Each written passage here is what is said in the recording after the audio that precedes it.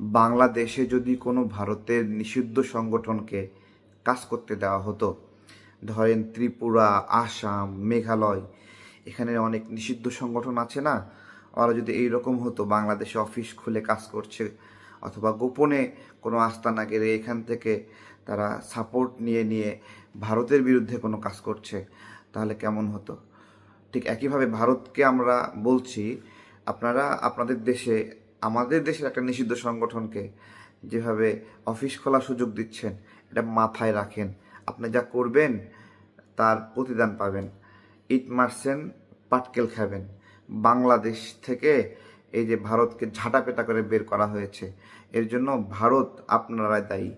আপনাদের অধ্যত আচরণ, আপনাদের বাংলাদেশ বিরোধী ষড়যন্ত্রের কারণে আপনারা আজকে বাংলাদেশে কোনো স্পেস নাই। লক্ষ লক্ষ ভারতীয় কর্মী এখানে চাকরি করত, ভয়ে সব পালায়ে গেছে। পালাইছেন কেন? বাংলাদেশের বিরুদ্ধে কি এমন করছিলেন যে পালাইতে হইছে? এটা জিজ্ঞাসা করছি, ভারতীয়দেরকে জিজ্ঞাসা করছি। ঠিক আছে, বাংলাদেশের মাটি যদি আপনারা যেটা করছেন যে এখানে নিষিদ্ধ সংগঠন আপনাদের ওখানে কাজ করবে, এই মাটি যদি আপনাদের আপনাদের যারা ওখানে আপনাদের বিরুদ্ধে কাজ করে তাদেরকে যদি এই মাটি আমরা জায়গা দেই, তখন কতদিন টিকবেন? পারবেন না, পারবেন না। বাংলাদেশের নিষিদ্ধ সংগঠন ভারতে জায়গা দিয়া বাংলাদেশে চুলটাও ছিঁড়তে পারবেন না।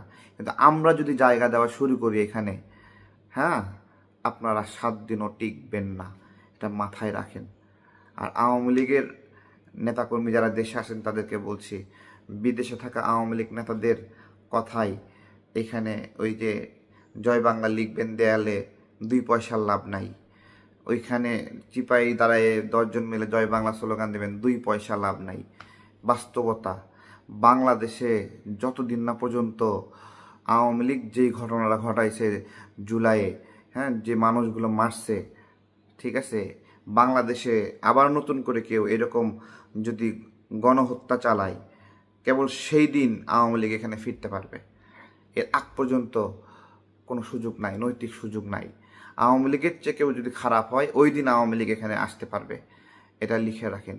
ততদিন পর্যন্ত আপনাদের ধৈর্য ধরা ছাড়া কোনো কাজ নাই, এটা বোঝেন আপনারা। হ্যাঁ, এই যে উল্টাপাল্টা করবেন, জেলে যাবেন অযথা। কোনো পেরেশানি নেওয়ার দরকার আছে? বলেন, পেরেশানি দরকার নাই। যাদের এখান থেকে চলে যাওয়ার তাদের চলে গেছে, কিন্তু ওরা কিন্তু নিজেকেই ভালোবাসে দলের চেয়ে, তাই এখান থেকে চলে গেছে। হ্যাঁ, আপনার টাকাও নাই, আপনি যাইতেও পারেন নাই। তো এইটাই বাস্তবতা, এটাই বাস্তবতা। ঠিক আছে, এটা বুঝতে হবে আপনাদেরকে। অযথা লাফালাফি করে কোনো লাভ নেই, কোনো ফায়দা নাই।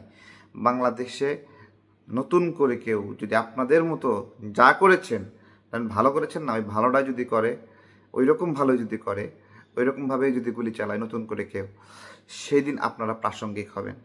অর্থাৎ আমরা যারা এখন আছি, আমরা যদি আপনাদের মতো হয়ে যাই, সেদিন আপনারা এখানে আসতে পারবেন, তার আগ পর্যন্ত আসতে পারবেন না। ওই পর্যন্ত লাফালাফি করে লাভ নাই। এইটাই, বিদেশে অফিস খুইলা কোনো লাভ নাই। বাংলাদেশের মানুষের মনে যে দগদগে ক্ষত সৃষ্টি হয়েছে, এই ক্ষত এমনি এমনি সারবে না, সময় লাগবে, অনেক দিন সময় লাগবে। অযথা লাফালাফি করে কোনো ফায়দা পাবেন না, কোনো কিচ্ছু পাবেন না। ঠিক আছে, ভারতকে বলি, আজকে সতর্ক করে দিলাম, এখানে জায়গা দিছো না, অফিস বানাতে দিছো না, জাস্ট মাইন্ড ইট। ঠিক আছে, আমরাও এটা মাথায় রাখলাম যে আমরা কি করব না করব, এটাও আমাদের বিষয়। ঠিক আছে, পরে আবার আমাদেরকে দোষ দিও না। ঠিক আছে।